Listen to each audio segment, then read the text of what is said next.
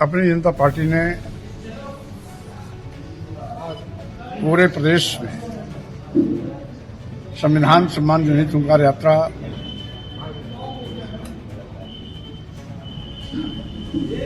मानवर काशीराम जी के जन्मदिन 15 मार्च 2025 को शुभारंभ किया था, जिसके 7वें चरण के कार्यक्रम में आज हम बांदा पहुंचे हैं।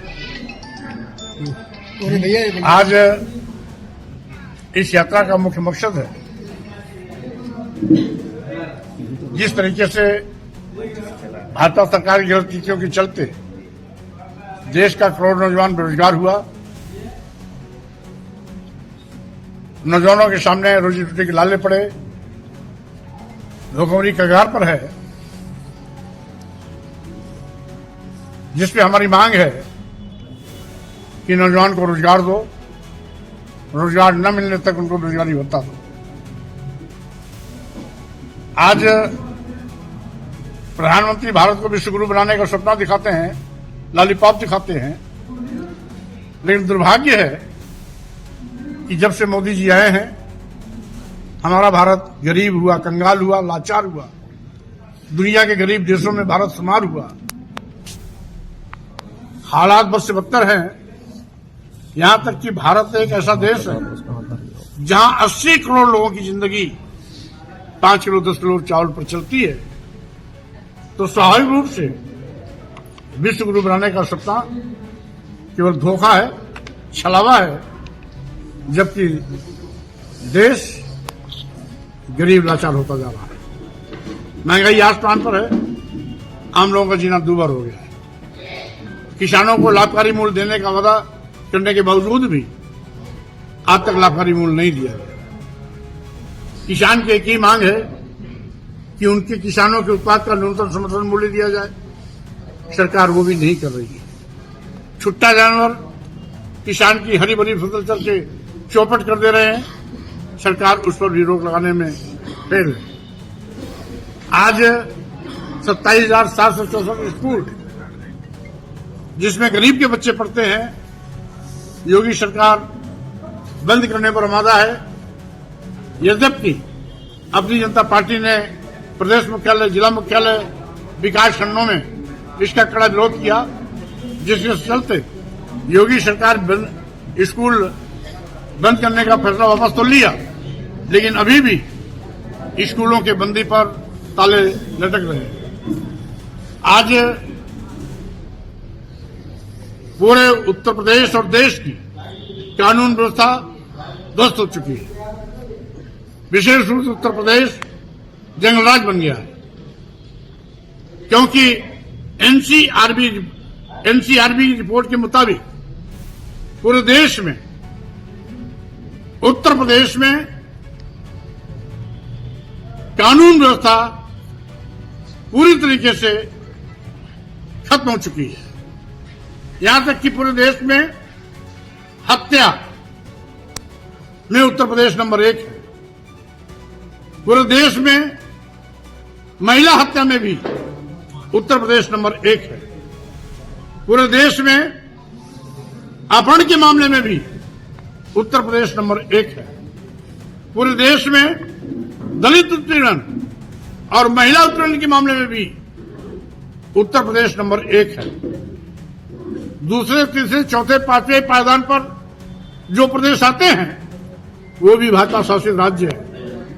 गुजरात, महाराष्ट्र, राजस्थान, मध्य प्रदेश ऐसे प्रदेश हैं जो उत्तर प्रदेश के बाद कोई दूसरे पर है, कोई तीसरे पर है, कोई चौथे पर है, कोई 5वें पर है। मंत्री जी, आज केशव प्रसाद मौर्य जी ने एक बयान दिया। उन्होंने कहा कि बिहार के बाद अब बंगाल की बारी है, बंगाल के जंगल राज को बीजेपी उखाड़ फेंकेगी। बहरहाल मैं वहां भी आ रहा हूं। अभी जिस तरीके से आज मोदी जी देश बेच रहे हैं, अब तक देश के सभी बंदरगाह, एयरपोर्ट, एयर इंडिया, बहुतेरा रेलवे स्टेशन, कई दर्जन ट्रेनें LIC जैसी बड़ी संस्था बेच दिए हैं। आगे कितना बेचेंगे इसका कोई अंदाजा नहीं। लेकिन सरकारी संस्थानों विभागों का बेचा जाना इस बात का प्रमाण है कि मोदी जी सरकार चलाने में असफल हो रहे हैं। आज लोकतंत्र खतरे में है, जैसा कि बिहार चुनाव इस बात का गवाह है। अभी चुनाव प्रचार के दौरान social media, electronic media, print media में बहुतेरे फोटो आए जिसमें भाजपा के मंत्रियों, नेताओं को खदेड़ा जा रहा था, प्रचार नहीं करने दिया गया, क्षेत्र छोड़ के भागना पड़ा। उसके बावजूद भाजपा के पक्ष में प्रचंड बहुमत की सरकार बनाने का फैसला चौंकाने वाला है। ये जनमत की जीत नहीं है, ये ईवीएम तंत्र की जीत है, जिसका दुरुपयोग कर भाजपा बाबाही लूट रही है और बंगाल में भी ऐसा काला कारनामा करने की सोच में है। इसलिए मैं मीडिया के माध्यम से कहना चाहता हूं कि जब तक मीडिया रहेगी, मोदी जी की साजिशें कामयाब होती रहेंगी। इसलिए ईवीएम हटाओ, लोकतंत्र बचाओ, बैलेट पेपर लाओ, लोकतंत्र बचाओ। लोकतंत्र की रक्षा के लिए ईवीएम को हटाना ही होगा और पुराने फार्मूले बैलेट पेपर पर चलना होगा। धीरेन्द्र शास्त्री जी को आपने देशद्रोही, संविधान द्रोही बोला। अगर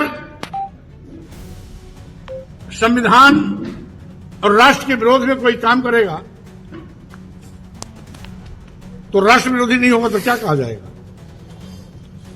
सब जानते हैं हमारा भारत एक संप्रभु राष्ट्र है, जिसका एक संविधान है जिसे हम भारतीय संविधान कहते हैं। पूरा देश भारतीय संविधान से चलता है। हमारे देश में कई प्रकार के धर्म, संप्रदाय, पंथ हैं। इसलिए हमारे देश का संविधान सभी धर्मों को बराबर सम्मान देता है। इसलिए किसी एक धर्म के नाम पर राष्ट्र की मांग करना, ये संविधान के निर्देशों की अवहेलना है, देश को बंटवारे की ओर ले जाता है। आपको याद दिलाना चाहता हूं, 1923 में हिंदू महासभा ने इसी प्रकार की देश बंटवारे की मांग की थी। 1939 में हिंदू महासभा के राष्ट्रीय अध्यक्ष वीर सावरकर जब बने तो ये मांग परवान चढ़ी। 1945-46 में वीर सावरकर के उत्तराधिकारी जब आए, उस समय देश आजादी के मुकाम पर पहुंच गया और हिंदू